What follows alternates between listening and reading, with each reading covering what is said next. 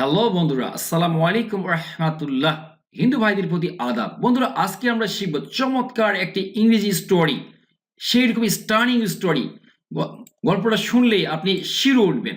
ঠিক আছে না বন্ধুরা? সেই গল্পটির প্রত্যেকটি যে ইংরেজি শব্দ রয়েছে তার বাংলা অর্থ আমরা জানবো।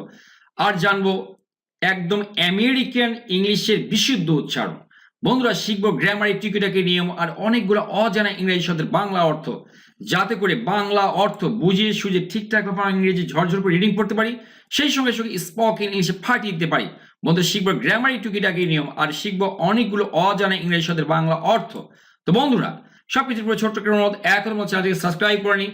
বন্ধুরা, দয়া করে বন্ধুরা চ্যানেলকে সাবস্ক্রাইব করে দিন। শুরু করছি বন্ধুরা। ইট ওয়াজ আ ফ্রিজিং মর্নিং। বলছি ইট ওয়াজ আ ফ্রিজিং মর্নিং। ফ্রিজিং মানে কি? ফ্রিজ মানে জমিয়ে দেওয়া, এমন ঠান্ডা যে মানুষকে জমিয়ে দেয়, এরকম ঠান্ডা। তাহলে সে মর্নিং মানে সকাল, এটা ছিল কনকনে ঠান্ডার সকাল, জমিয়ে দেওয়ার মতো এরকম ঠান্ডার সকাল। ঠিক আছে? ইট ওয়াজ আ ফ্রিজিং মর্নিং, এটা ছিল কনকনে ঠান্ডার সকাল। অ্যান্ড এবং এভরিথিং সবকিছু, অ্যারাউন্ড চারিপাশে কি ছিল? ওয়াজ ছিল ভেরি খুবই ফাগি। এই উচ্চারণ কিন্তু ফাগি, আমেরিকান উচ্চারণ। তাহলে কি হবে? ভেরি ফাগি, খুবই ঝাপসা ছিল। উচ্চারণে কোনো কোনো সময় উচ্চারণ লিখে দিয়ে পরে বাংলা অর্থ দেওয়া আছে। ওয়াজ ভেরি ফাগি, খুবই ঝাপসা ছিল। বন্ধুরা, আমরা এটা পাস্ট টেন্সে পড়ছি, গল্পটা টোটাল হচ্ছে পাস্ট টেন্সে, সেই জন্য এখানে ওয়াজ ছিল। বন্ধুরা, এটা একটা past indefinite tense. Past indefinite টেন্সের নিয়ম হচ্ছে এখানে সবসময় ভি1 বসবে, সরি ভি2 বসবে এবং সেই সঙ্গে সঙ্গে একটাই মাত্র সাবজেক্ট থাকবে। বন্ধুরা, এখানে দুটা সেন্টেন্স আছে, এই যে অ্যান্ড দ্বারা যুক্ত করে দুটা সেন্টেন্স যুক্ত করা হয়েছে, এটাকে বলে কম্পাউন্ড সেন্টেন্স। এই সেন্টেন্সের প্রথম অংশে দেখুন, খেয়াল করে সাবজেক্টের পরে ভার্ব আছে। আবার এখানেও দেখুন এভরিথিং একটা সাবজেক্ট, এখানে আছে ভার্ব। তাহলে আমরা বোধহয় ভার্বটা বুঝতে পেরেছি। এই যে এটাই কিন্তু সাবজেক্ট আর এটাই কিন্তু ভার্ব। বাক্যে যদি এম ইজ আর ওয়াজ হয়, যাই থাকুক না কেন, সেটা যদি একটাই ভার্ব থাকে, ওইটাই মূল ভার্ব। এখানে খেয়াল করুন, এখানে কিন্তু আর কোনো ভার্ব নাই, এটা মূল ভার্ব। মূল ভার্ব কিন্তু এই যে একটাই মাত্র ভার্ব থাকে দুটা মাত্র টেন্সে। একটা কোন টেন্স? প্রেজেন্ট ইনডেফিনিট টেন্স, আর একটা পাস্ট ইনডেফিনিট টেন্স। ঠিক আছে? তাহলে ইট ওয়াজ আ ফ্রিজিং মর্নিং, এটা ছিল কনকনে ঠান্ডার সকাল। অ্যান্ড এবং এভরিথিং, উচ্চারণ লিখেছে এভরিথিং, অ্যারাউন্ড চারিপাশে, ওয়াজ ছিল ভেরি ফ্রাগি, খুবই ঝাপসা ছিল। এরপরে অংশ, আ ফার্মার, একজন কৃষক। ঠিক আছে? ফার্মার, এটা আরির উচ্চারণটা একদমই স্পষ্ট করে বলতে হবে। আমেরিকান ইংলিশে আরির উচ্চারণটা ব্যাপক, এটাকে রেড আর বলা হয়। তাহলে আ ফার্মার, এটা কি? একজন কৃষক। ওয়াজ, এটাও পাস্ট কন্টিনিউয়াস টেন্সে আছে। খেয়াল করুন, এখানে কিন্তু আবার কয়টা ভার্ব আছে? 1 এবং 2। তাহলে এটা সাহায্যকারী, এটা মূল। ওয়াজ হেডিং, অগ্রসর হচ্ছিলেন। বন্ধুরা, হেড মানে সামনে এগিয়ে যাওয়া। ঠিক আছে? সামনে অগ্রসর হওয়া। হেড মানে শুধু মাথায় নয়, কিন্তু সামনে হেঁটে এগিয়ে যাওয়াকেও হেড বলা হয়। তাহলে কি হলো? আর ফার্মার, একজন কৃষক, ওয়াজ হেডিং, অগ্রসর হচ্ছিলেন। অতীতে কোনো কাজ চলছিল, এরকম হলে ওয়াজ বা ওর বসার পরে কি হয়? ভার্বের সঙ্গে আইনি যুক্ত হয়, ওয়াজ বা ওয়ার। উচ্চারণ কিন্তু ওয়ার না, ওয়ার। ঠিক আছে না? তাহলে এই যে ওয়ার, এটা হচ্ছে কি? আর ফার্মার ওয়াজ হেডিং, একজন কৃষক অগ্রসর হচ্ছে কোন দিকে? টুয়ার্ডস দিকে। কোন দিকে? হিজ ল্যান্ড, তার জমির দিকে। কি করতে? সিড মানে যেমন বীজ হয়, আবার ভার্বে হয় বীজ বপন করা। তাহলে সিড মানে বীজ বপন করা, আর টু সিড মানে বীজ বপন করতে। ডু মানে করা, টু ডু মানে করতে। টু সিড, বীজ বপন করতে তার জমির দিকে এগিয়ে যাচ্ছিলেন। কোথায়? কখন? বলছে ইন দ্য সিজনস, ওই ঋতুর। মস্ট, সবচেয়ে। নেবিউলাস, ঝাপসা। অ্যাডভার্সারি, প্রতিকূলতার মধ্যে। ওই ঋতুর সবচেয়ে। নেবিউলাস মানে কি? নেবিউলাস মানে সবচেয়ে ঝাপসা। বন্ধুরা, আমরা কিন্তু কিছু ওয়ার্ড শিখছি, কিন্তু খেয়াল করছেন তো, আমি কিন্তু নতুন নতুন এই ওয়ার্ডের ব্যবহার করেছি। কিন্তু এখানে আমি মূল স্টোরি উঠাইছি, কিন্তু সেখান থেকে আমি ওয়ার্ড কেটে দিয়ে নতুন নতুন ওয়ার্ড নিয়ে এসেছি। তাহলে কি? মোস্ট, সবচেয়ে। নেবিউলাস, ঝাপসা। অ্যাডভার্সারি, অ্যাডভার্সারি মানে প্রতিকূল অবস্থা বা প্রতিকূলতা। এই যে সবচেয়ে, ওই সিজনের বা ঋতুর সবচেয়ে, যেটা কি বলা হয়? ঝাপসা যে সময় বা ঝাপসা যে প্রতিকূলতা, সেই প্রতিকূলতার মধ্যে এই কৃষকটা কি হচ্ছে? মানে সে অগ্রসর হচ্ছে তার জমিতে বীজ বপন করতে। আমরা এই বাক্যটা আরেকবার পড়বো বন্ধুরা। আর ফার্মার ওয়াজ হেডিং, একজন কৃষক অগ্রসর হচ্ছিলেন টুয়ার্ডস দিকে, হিজ ল্যান্ড, তার জমির দিকে। টু সিড, বীজ বপন করতে ইন দ্য সিজনস এই ঋতুর মোস্ট নেবিউলাস সবচেয়ে ঝাপসা অ্যাডভার্সিটি প্রতিকূলতার মধ্যে নেবিউলাস অ্যাডভার্সিটি। এবারে কি হচ্ছে অন দ্য ওয়ে পথে, অন দ্য ওয়ে মানে কি পথে, কি হলো হি সো তিনি দেখলেন, তাহলে কি হলো সো মানে দেখা, সো দেখা কি দেখলেন, সি এর পাস্ট ফর্ম কি সো, এটা পাস্ট ইনডেফিনিট টেন্স, এর আগেই বলেছি পাস্ট ইনডেফিনিট এবং প্রেজেন্ট ইনডেফিনিট টেন্সে একটাই ভার্ব থাকে, একাধিক ভার্ব থাকতে পারবে না এবং সেটা মেইন ভার্ব হিসাবে। এই যে খেয়াল করুন এখানে একটাই ভার্ব আছে, ঠিক আছে। তাহলে অন দ্য ওয়ে পথে হি সো তিনি দেখলেন, কি দেখলেন সারফ্যান্ট। এবার খেয়াল করুন সারফ্যান্ট উচ্চারণটা হচ্ছে, ঠিক না। তবে এখানে একটা কথা আছে, আপনি যদি টিটা ড্রপ করে দেন তবুও ইংরেজি হয়ে যাবে, সারফ্যান্ট যদি বলেন তবুও হয়ে যাবে, ঠিক আছে। তো অন দ্য ওয়ে পথে কি হলো হি স তিনি দেখলেন, কি দেখলেন সারফ্যান্ট একটা সাপ। বন্ধুরা স্নেক মানে সাপ, সারফ্যান্ট মানেও সাপ, বিষাক্ত অনেক নাগ সাপ মানে বিষাক্ত সাপকে কি বলে সর্প বা সাপ, ইংরেজিতে বলে সারফ্যান্ট। সারফ্যান্ট সারফ্যান্ট আপনি টি বলতেও পারেন না বলতে পারেন। তাহলে হি স তিনি দেখলেন একটা সারফ্যান্ট একটা কি দেখলেন একটা সর্প বা সাপ দেখলেন, কি অবস্থায় লাইং শুয়ে থাকা অবস্থায়, LIE লাই মানে মিথ্যা বলা, আবার লাই মানে শুয়ে থাকা। তো তার সঙ্গে যখন আমরা আইএনজি যুক্ত করি তখন কি করি আই উঠাই দিই, আই এবং ই উঠাই দিয়ে এখানে ওয়াই যুক্ত করে দিই, দেওয়ার পরে কি করি আমরা আইএনজি যুক্ত করে দিই। তাহলে হি স তিনি দেখলেন সারপ্যান্ট একটা সাপ লাইং কি আছে শুয়ে আছে বা মানে শুয়ে আছে এই অবস্থা দেখলেন, কোথায় দেখলেন অন দ্য গ্রাউন্ড মাটির উপরে, অন দ্য গ্রাউন্ড মানে কি মাটিতে শুয়ে থাকতে একটা সাপকে দেখলেন। এটা কিন্তু মূল ভার্ব, এটা কিন্তু এমনি পার্টিসিপল করা আছে। আমরা কি দেখলাম অন দ্য ওয়ে পথে হি স সারপ্যান্ট তিনি একটা সাপ দেখলেন, এটুকু যদি কেটে দিই এটুকু যদি না লিখি এই বাক্যটার কিছু যায় আসে না, এটাই কিন্তু মূল বাক্য, তার সঙ্গে এগুলো লেস যুক্ত করা হয়েছে, ঠিক আছে। তাহলে লাইং মানে যে শুয়ে আছে, কোথায় শুয়ে ছিল একটা সাপকে তিনি শুয়ে থাকতে দেখলেন, কোথায় অন দ্য গ্রাউন্ড মাটির উপরে। এবার আমি ইংরেজি বলি, আমি তাকে হেঁটে দেখতে দেখলাম, আমি কি লিখবো I saw him going, I saw him going, ঠিক এইরকম। তা আমি তাকে গান কি করলাম তাকে খেলতে দেখলাম, I saw him playing, I saw him playing, ঠিক এইভাবে হি স আ সারফ্যান্ট সেটা সাপকে দেখলো লাইং শুয়ে থাকতে অন দ্য গ্রাউন্ড মাটির উপরে। দ্য ফার্মার এই কৃষক আফ্রোস্ট উচ্চারণটা দেখুন আফ্রোস্ট, আফ্রোস্ট মানে হচ্ছে কাছে এগিয়ে যাওয়া, কারো সম্মুখে মানে কাছে যাওয়া এগিয়ে যাওয়া। তাহলে কি হলো দ্য ফার্মার এই কৃষক আফ্রোস্ট, এখানে যেহেতু ইডি করলাম পাস্ট টেন্স, এটা পাস্ট ইনডেফিনিট টেন্স একটাই ভার্ব। দ্য ফার্মার অ্যাফ্রোস্ট কৃষক কাছে গেলেন, কার কাছে ইট এর কাছে, এর মানে সাপের কাছে, কি করতে টু সি দেখতে, সি মানে দেখা টু সি মানে দেখতে, দেখতে গেলেন, কি দেখতে গেলেন হোয়াট হ্যাড হ্যাপেন কি ঘটেছে টু ইট এর মানে এই সাপটার কি ঘটেছে এইটা দেখতে তিনি কাছে গেলেন। তাহলে কি হলো দ্য ফার্মার এই কৃষক কি হলো আফ্রোস্ট, না কিন্তু আফ্রোস্ট, আফ্রোস্ট, ঠিক আছে। এই যে এখানে কোনো কোনো সময় কিন্তু আমি অনেক সময় ওয়ার্ডগুলো লিখে দিচ্ছি আপনাদের সুবিধার জন্য। আফ্রোস্ট বিশেষ করে আমেরিকান এবং ক্যানাডিয়ান কয়েকজন বন্ধুরা কমেডি করেছে লিখে দেওয়ার জন্য, যারা ওখানে থাকছেন তাদের সমস্যা হচ্ছে, কারণ ওরা ওখানে গেলে কিন্তু এই যে এই শব্দগুলো জানতে হয় আমাদেরকে তাদেরকে। কি দ্য ফার্মার আফ্রোস্ট এই যে কৃষক ইনি কিন্তু কাছে গেলেন ইট এর কি করতে টু সি দেখতে, কি দেখতে হোয়াট আর হ্যাপেন কি ঘটেছে এটা দেখতে, টু ইট এর এতে মানে এর কপালে কি ঘটেছে এটা দেখতে তিনি এখানে গেলেন। ইট ওয়াজ অলমোস্ট ডেড উচ্চারণ খেয়াল করুন dead not dead, American pronunciation dead, অন্য কি প্রনাউন্সিয়েশন আমরা শিখছি না, আমরা কিন্তু এখানে শিখছি আমেরিকান প্রনাউন্সিয়েশন। আর এই চ্যানেলের ভিডিওগুলো বেশিরভাগ কিন্তু আমেরিকান উচ্চারণটাই দেওয়া থাকে। ইট ওয়াজ অলমোস্ট এটা প্রায় কি ছিল, ইট ওয়াজ এটা ছিল, ওয়াজ মানে কি ছিল, আর এখানে আমরা খেয়াল করছি একটাই মাত্র ভার্ব আছে, একটা ভার্ব থাকলে ওটা কি হয় পাস্ট ইনডেফিনিট না প্রেজেন্ট ইনডেফিনিট। তাহলে এটা হচ্ছে একটাই ভার্ব আছে, এটাই মূল ভার্ব এবং এটা পাস্ট ইনডেফিনিট, কারণ প্রেজেন্ট ইনডেফিনিট টেন্সে এম ইজ আর বসে, আর পাস্ট ইনডেফিনিট টেন্সে কি ওয়াজ আর ওর এটা বসে ওর, ঠিক আছে না। তাহলে কি হলো তাহলে ইট ওয়াজ অলমোস্ট এটা প্রায় কি হলো ডেড মৃত ছিল, ইন বাইরিং কোল্ড হাড় কামড়ানো ঠান্ডায়। ইট ওয়াজ এটা ছিল কি ছিল অলমোস্ট ডেড এটা প্রায় মৃত ছিল, ইন দ্য বাইরিং কোল্ড হাড় কামড়ানো সেই শীতে, বাইরিং কোল্ড মানে কি হাড় কামড়ানো শীত। তাহলে ইট ওয়াজ অলমোস্ট, এটা ছিল প্রায়, ডেড মৃত ছিল, ইন বাইরিং কোল্ড হাড় কামড়ানো ঠান্ডায়। বন্ধুরা খেয়াল করুন, টেক TEK টেক ফেরি মানে করুণা করা, এটা প্রেজেন্ট ফর্ম, কিন্তু তার পাস্ট ফর্ম কি টুক। তাহলে কি হলো, হি টুক ফেরি অন, সে দয়া করলো কার উপরে, অন মানে দয়া করা, অন মানে কি কার উপরে, দ্য সার্পেন্ট, এই যে সার্পেন্ট যে ছিল, এই যে সার্প, এই সর্প, তার উপরে সে দয়া করলো, কারণ তার দয়া উদ্যোগ হলো।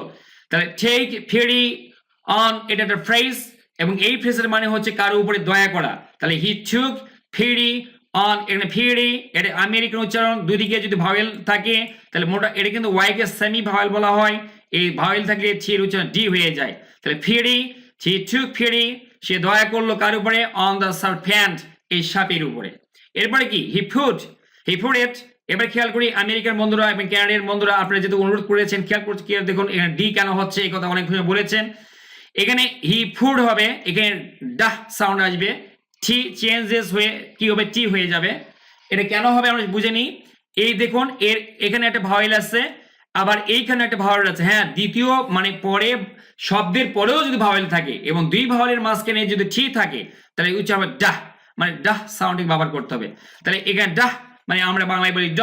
তাহলে হি ফুড, তিনি রাখলেন ইট, এই ইটও হবে কারণটা কি, হি ফুড ইট, তিনি এটা রাখলেন, কারণ হি ফুড ইট, এটা তিনি রাখলেন কোথায়, কারণ ইট কেন হলো, এখানেও ডা হলো কারণ এদিকে ভাওয়েল আই, এদিকে ভাওয়েল আই, মানে ইনের কাছ থেকে, তাই না।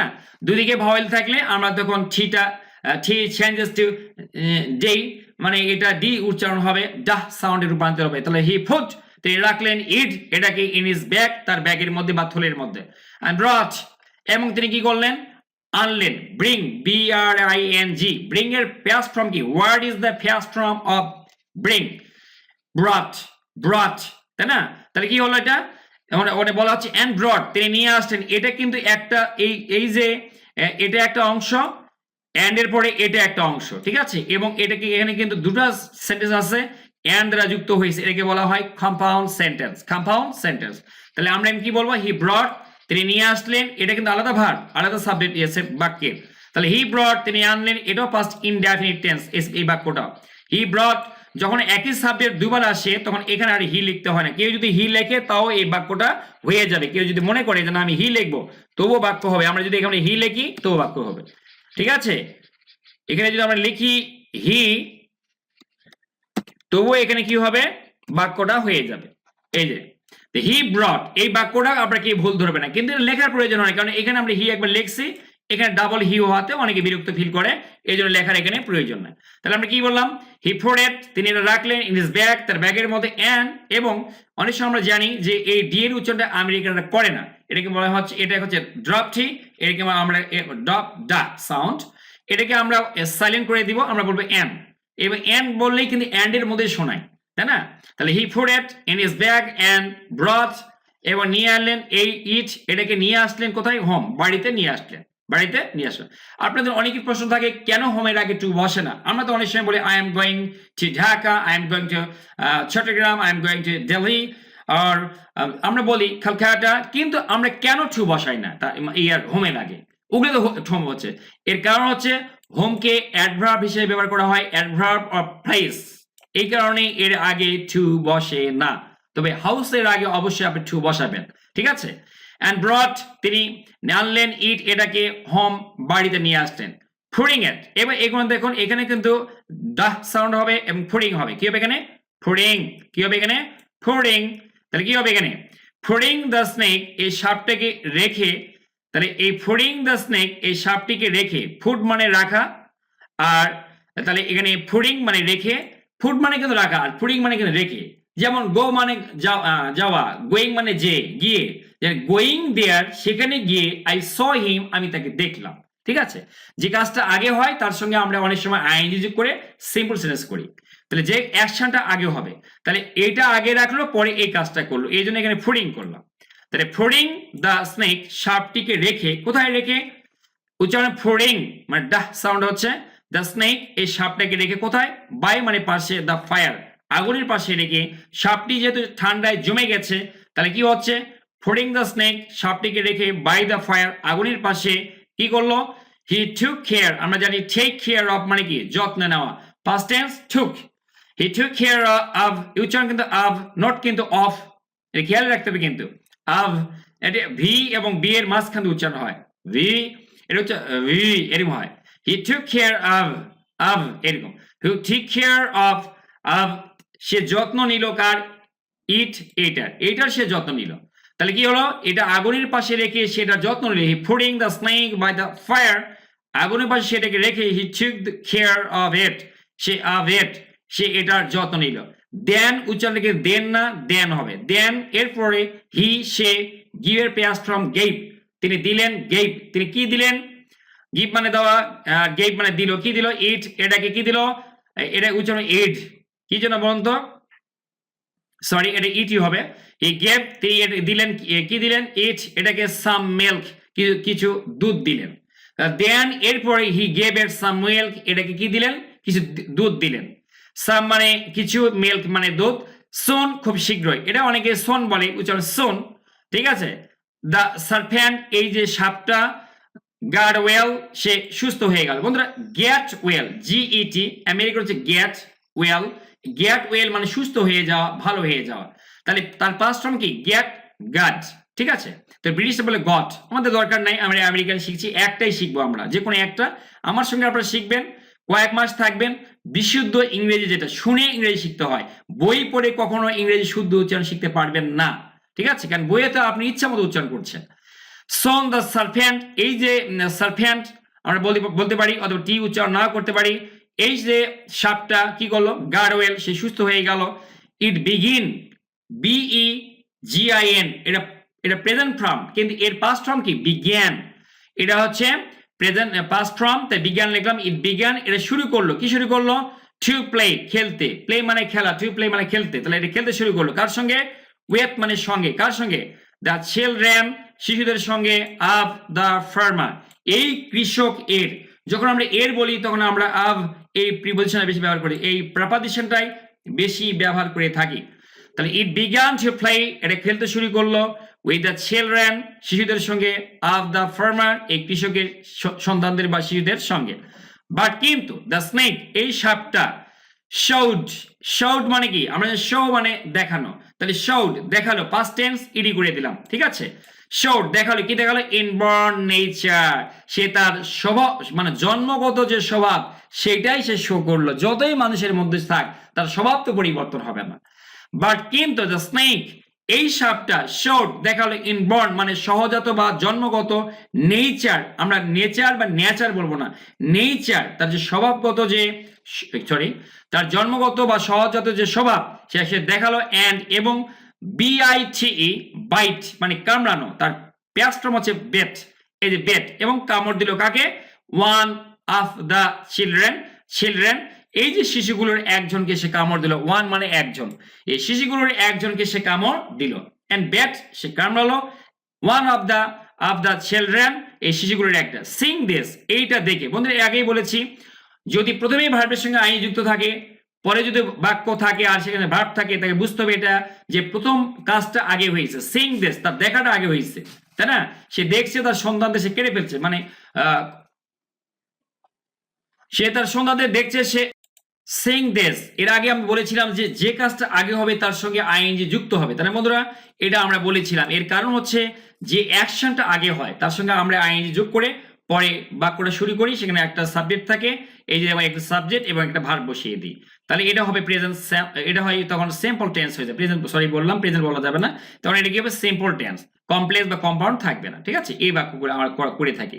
তাহলে এখানে আমরা কেন সিং করলাম, কারণ সে আগে দেখছে পরে কিন্তু খুন করেছে, তাহলে কি হলো, সিং দিস এইটা দেখে, তাহলে এইটা দেখে কি করে, দ্য ফেজান্ট এই যে উচ্চারণ কিন্তু ফিজান্ট নয়, ফেজান্ট, এখানে যে ই এ আছে, এটার ই এবং এই দুটো মিলে একটা সাউন্ড হবে যে এ সাউন্ড, তাহলে কি হলো, সিং দিস এটা দেখে, দ্য ফেজান্ট এই যে কৃষক, তাহলে আমরা এখানে ফার্মারের যে ইংরেজি সেটা আমরা শিখলাম কি, এখানে প্রতিশব্দ শিখলাম, এবং এটা হলো কৃষক, ফেজান্ট কৃষক।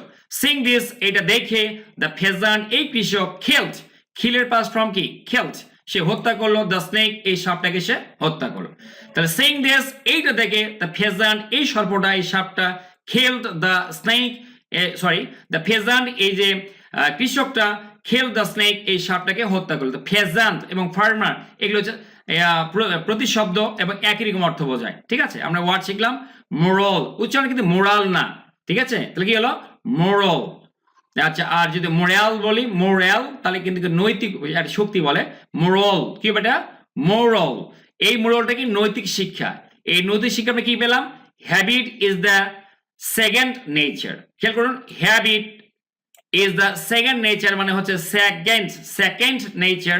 তাহলে কি হলো, habit is the second nature, তার মানে হচ্ছে যে ওই যে আমরা বলি অনেক সময় বাংলায় যেটা বলি কুকুরের লেজ সোজা হয় না, মানে স্বভাব পরিবর্তন হয় না, ঢেকি স্বর্গে গিয়েও ধান ভানে, ঢাকি যেখানেই যাক তার স্বভাবটা হচ্ছে ধান ভাঙা, সাপের যে কাজ ওই কাজই সে করে ফেললো। ঠিক আছে, তাহলে আমরা কি শিখলাম, habit is the second nature. Okay বন্ধুরা, কেমন লাগলো অবশ্যই কমেন্ট বক্সে কমেন্ট করে জানাবেন। Thanks for watching the video, thanks for staying with me, thanks a lot.